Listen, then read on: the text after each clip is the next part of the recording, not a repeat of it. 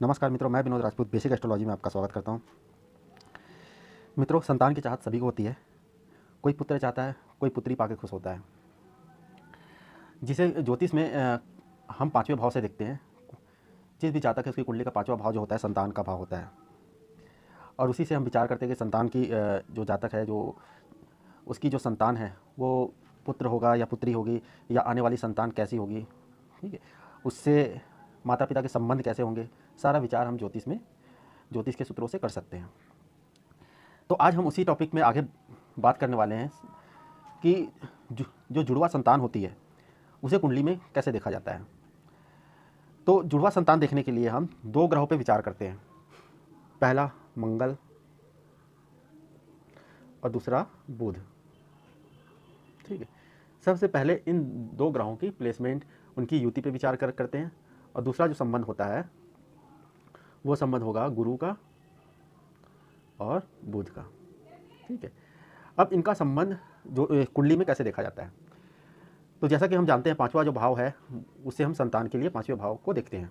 ठीक है, तो पांचवें भाव में जब भी पांचवें भाव में यहाँ मंगल बैठा हो, ठीक है, और साथ में बुध भी बैठा हो, जब भी पांचवें भाव में मंगल और बुध साथ में बैठे होंगे तो ये जुड़वा संतान के योग बना देते हैं। ठीक है, बुध क्या है, मंगल क्या है, मंगल से हम भाई बहन का विचार करते हैं। ठीक है, बुध से भी बंधुओं का विचार किया जाता है। तो ये दोनों जब पांचवें भाव में बैठकर एक दूसरे के साथ बैठ जाते हैं तो ये जुड़वा संतान के योग बना देते हैं। और दूसरा योग कैसे बनता है, जब एक दूसरे के अपोजिट बैठ जाए, मतलब अगर मंगल यहाँ बैठे तो बुध यहाँ बैठना चाहिए, और अगर बुध यहाँ बैठ रहा है तो मंगल यहाँ बैठ रहा है, तो भी क्या होगा, इस भाव के साथ साथ ये दोनों के भी आपसी संबंध बन जाते हैं। ठीक है, मतलब एक ग्रह मंगल या बुध में से एक ग्रह यहाँ होना चाहिए और दूसरा ग्रह क्या होना चाहिए, इसके जस्ट अपोजिट होना चाहिए, मतलब एक दूसरे से दृष्टि संबंध ये दोनों का बनना चाहिए। ठीक है, तो दूसरा योग बन गया, अगर मंगल यहाँ है तो बुध यहाँ होना चाहिए। ठीक है, या फिर बुध यहाँ है तो मंगल यहाँ होना चाहिए। तीसरा योग क्या बनता है, मंगल और बुध दोनों यहाँ स्थित होना चाहिए। मंगल और बुध यहाँ स्थित होने से क्या होगा, ये दोनों की क्या सातवीं दृष्टि इस पंचम भाव में भी पड़ेगी, तो भी ये जुड़वा संतान के योग बना देते हैं। उसके बाद क्या इनका स्थिति देखा जाता है, उसके बाद ये बुध जो होगा, बुध पांचवें भाव में बैठा हो, मंगल या 10वें भाव में बैठा हो, 11वें भाव में बैठा हो, या फिर दूसरे भाव में बैठा हो। जब बुध यहाँ बैठेगा तो मंगल 10वें भाव में बैठ के मंगल की 8वीं दृष्टि इस पर पड़ जाएगी बुध पे, यहाँ बैठ के 7वीं दृष्टि पड़ जाएगी, यहाँ बैठ के क्या होगा, 4थी दृष्टि पड़ जाएगी, या मंगल यहाँ हो या यहाँ हो और बुध यहाँ होना चाहिए। तो ये भी जुड़वा संतान के योग बना देते हैं। उसके बाद क्या होगा, उसके बाद हम गुरु और बुध से भी ये योग देखते हैं। ठीक है, जब भी गुरु और बुध की युति यहाँ बनेगी, या फिर दोनों का दृष्टि संबंध बन रहा है, जैसा हमने मंगल और बुध के साथ जो जैसी पोजीशन जैसी स्थिति बताई है, वो स्थिति अगर गुरु और बुध की भी बनती है तो भी जुड़वा संतान के योग बनते हैं। ठीक है, अब इसके बाद आगे ये तो हो गया इन ग्रहों की प्लेसमेंट, इनकी पोजीशन के हिसाब से हम कुंडली में देखते हैं कि जुड़वा संतान के योग कैसे बन रहे हैं।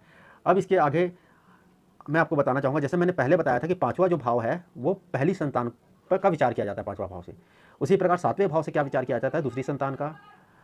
नौवां जो भाव है वो तीसरी संतान का, और 11वां जो भाव है वो अपनी चौथी संतान का है। तो जब भी इन दो ग्रहों का आपसी संबंध होगा, मतलब पांचवा भाव और ये जो सातवां भाव, इन दोनों के ग्रह एक दूसरे से मतलब परिवर्तन योग बनाएंगे, मतलब इस ग्रह का स्वामी यहाँ बैठ जाए और इस ग्रह का स्वामी अगर यहाँ बैठ जाए, एक दूसरे से संबंध अपोजिट संबंध बना ले, तो भी क्या होगा, ये एक प्रकार से जुड़वा संतान के योग बना देता है। या फिर ये जो चारों ग्रह, मतलब पांचवें भाव का, सातवें भाव का, 9वें भाव का और 11वें भाव का, इनके जो ग्रह हैं एक साथ किसी भी इन चारों में से किसी भी एक भाव में बैठ जाए, मतलब पाँचवें 7वें 9वें और 11वें भाव में से किसी में भी अगर ये चारों ग्रह एक साथ बैठ जाए और उस पर गुरु की दृष्टि पड़ जाए, तो भी जुड़वा संतान के योग बन जाते हैं। तो और जो ऐसे संबंध अगर जिस भी जातक की कुंडली में बनते हैं तो उनकी जो आर्थिक स्थिति वो भी बहुत मजबूत होती है, उनमें जो धन की आवक है वो भी अच्छी रहती है, और अच्छा मान सम्मान भी ये समाज में पाते हैं। ठीक है, मैं आशा करता हूँ कि आज के जो मैंने योग बताए हैं वो आपको अच्छे से समझ आ गए होंगे, और अगर आपको आज का वीडियो अच्छा लगा हो तो आप मेरे वीडियो को लाइक करें, सब्सक्राइब करें और अपने दोस्तों को शेयर करें, ताकि उन तक भी ये जो जानकारी है वो पहुँच सके। ठीक है, अब आने वाली वीडियो में और भी कुछ अच्छे रोचक जानकारी मैं आपके लिए लेकर आता रहूँगा। धन्यवाद।